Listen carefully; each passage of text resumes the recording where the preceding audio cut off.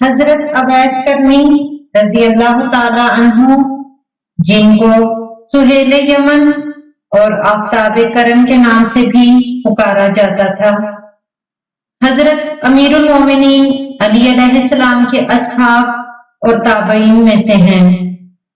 آپ رضی اللہ تعالی عنہ کی پیدائش ہجرت سے 30 برس قبل یمن میں ہوئی۔ آپ رضی اللہ تعالی عنہ کا نام اویس جبکہ شجر نسب کچھ یوں ہے: اویس بن عامر بن جس کرنی مرادی۔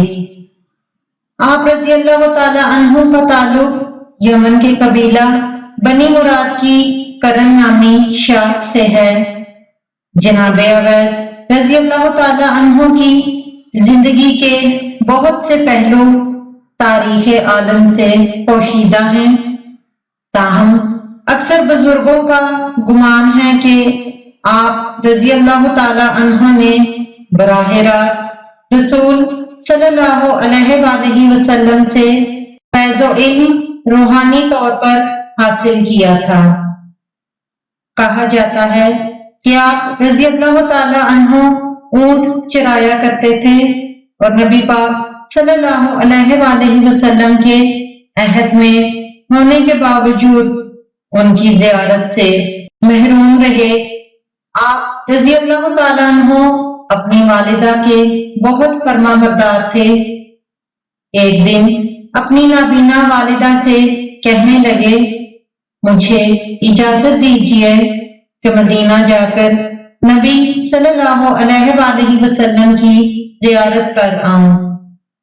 والدہ نے اس شرط پر اجازت دی کہ شام سے پہلے لوٹ آنا۔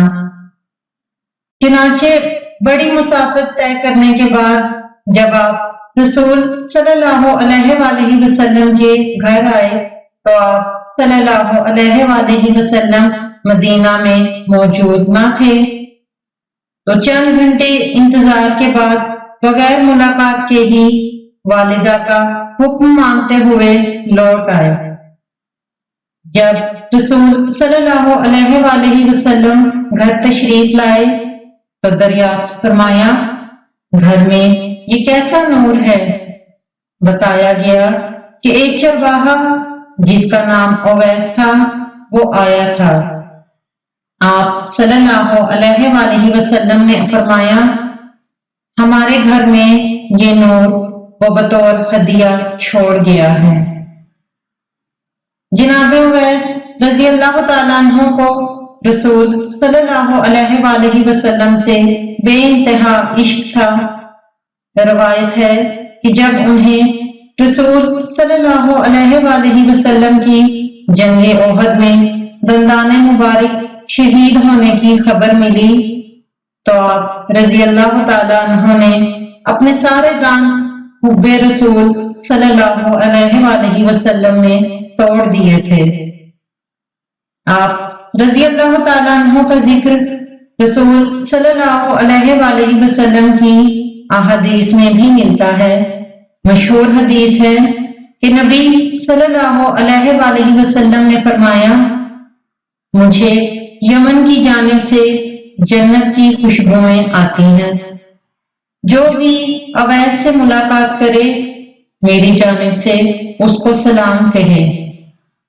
امیر المومنین علی علیہ السلام ایک روایت میں پیغمبر اکرم صلی اللہ علیہ وآلہ وسلم سے نقل کرتے ہیں کہ آپ صلی اللہ علیہ وآلہ وسلم نے اویس کے متعلق فرمایا، اس کی موت خدا کے دین کے راستے میں شہادت پر ہوگی، بہت سے لوگ اس کے وسیلے سے شفاعت پائیں گے اور آتش جہنم سے رہائی حاصل کریں گے۔